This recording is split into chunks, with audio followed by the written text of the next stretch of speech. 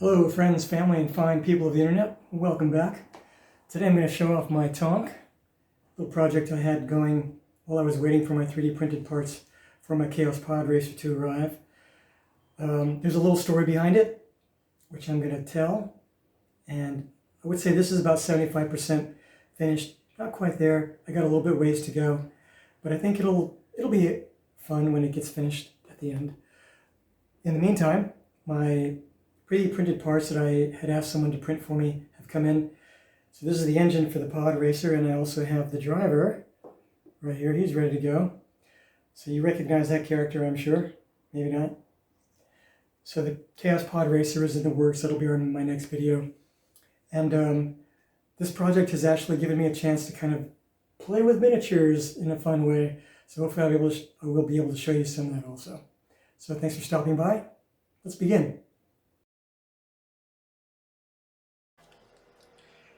Inspiration can come from some unexpected places.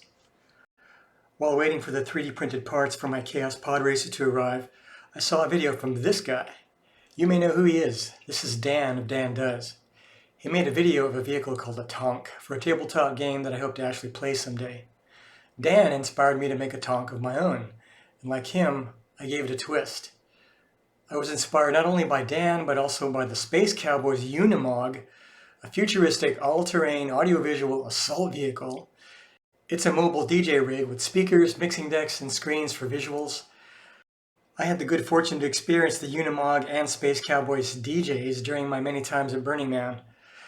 As a former Marine, I think all military vehicles should be converted to party sound systems. More parties, fewer wars, please. You can look up the Space Cowboys and even hear some of their monthly DJ sets on SoundCloud. Full disclosure, I have no affiliation with Space Cowboys. I just like to dance. Moving on. I am not using any bits or pre-made plastic parts for my Tonk build. It is scratch built from paper, cardstock, foam core, and imagination. At one time I had over 12 full-sized storage bins of plastic parts, kits, terrain supplies, miniatures, and other bullshit items I had collected and squirreled away thinking I was going to use it all someday. It got to the point where I wondered if I had a hoarding sickness. I also discovered that relying on pre-made parts actually limited my creativity. I found that searching for just the right part slowed down my process because I was wasting time looking for just the right piece and not actually making anything.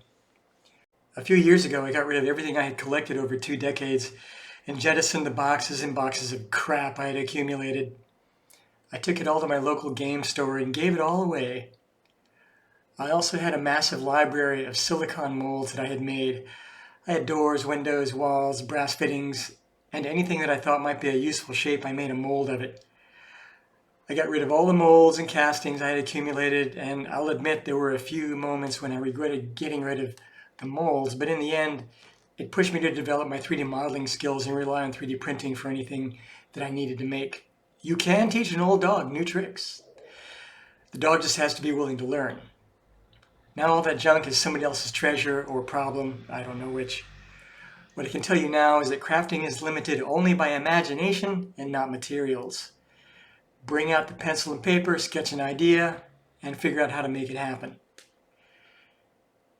If you haven't gotten the drift of my build yet, my version of a Tonk is not a war machine, so it probably couldn't even be used in the game. That's not stopping me though. Undaunted and unconcerned with game rules, I press on with my creative madness. I'm making a Tonk that has been decommissioned because the war is over and the Tonks are being repurposed or melted down. This Tonk has been given to some DJs who like throwing epic parties.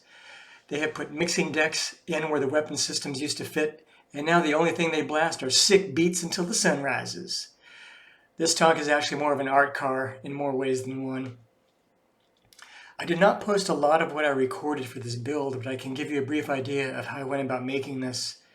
Since this is a machine, it is mostly flat surfaces, so to create volume, I layer foam core to bulk out the treads. The body is just a hollow box. From there, I figure out what details I want, like the speakers for the sound system and the frame that supports it. I cut the scaffolding by hand, but if I do something like this again, I'll use the surfaces of a laser cutter. I also still need to model the driver and the DJ for the art tank, but I'll get to that a bit later. I find that making sketches of an idea really helps with getting started. I don't always follow what I put on paper, like the Chaos Pod Racer, for example, but it helps to get the project going even if it changes over the process. I'll be posting pages from my sketchbooks on my Patreon and Discord. I've been sketching out ideas over the last few months, and I'll be adding all those pages to the supporter content. When I made the treads, I cut a long strip of cardstock, used a template to draw the outline of each tread onto the strip, and then scored the paper between each tread. This way I could wrap the strip around the wheels without having to cut out individual treads, and I could give the treads a bit more detail to sell the look of a decommissioned tank. Speaking of decommissioned tanks, I have a bit of a story to go with the build, so pull up a chair, fetch yourself a cool drink, and relax while I warm up my radio voice for this episode of Jax Story Time. The Mauler was a decommissioned tank that had seen better or worse days. After removing the guns, the tank was given as a reward to the crew that it once served. To Havel, Jaspin, and Varia, it was not much of a reward, but there was little left of value after the long conflict, so the gift of a way home was not such a bad deal. Determined to make the best of it, the three friends made a plan to take care of the machine that had taken care of them. The Mauler was going home. As a final reward for their service, the commanding officer allowed them to take enough fuel to get them to the closest village. When they arrived, a crowd of people came out to get a look at the defanged beast of war. Havel, Jaspin, and Varia told the villagers of their situation and their desire to give the Mauler a new mission. As it happened, Varia had a cousin who owned a music appliance shop. He gifted them a speaker system to install on the Mauler so that it could broadcast the news that the war was over and maybe even play some victory songs on the journey home. The villagers gave them enough fuel and food to get them to the next village, where Jaspin had an uncle who owned an art store. The uncle suggested they give the Mauler a new coat of paint, but the only color he had was blue, so the Mauler was now the Blue Mauler. He also offered to paint the name on the side of the tank, but being hard of hearing, he thought he heard the name sounded like Molly, and so the Mauler was now Molly, the mobile party machine. At the next village, they were greeted with cheers and dancing as the brightly colored Molly came rolling into the square, blaring upbeat music from its speakers. In gratitude for bringing post-war cheer to the town,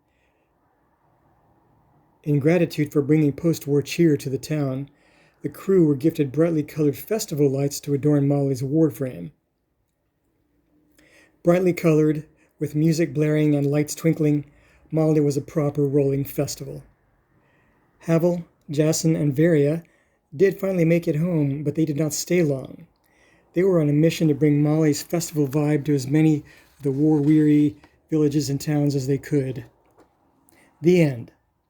Maybe.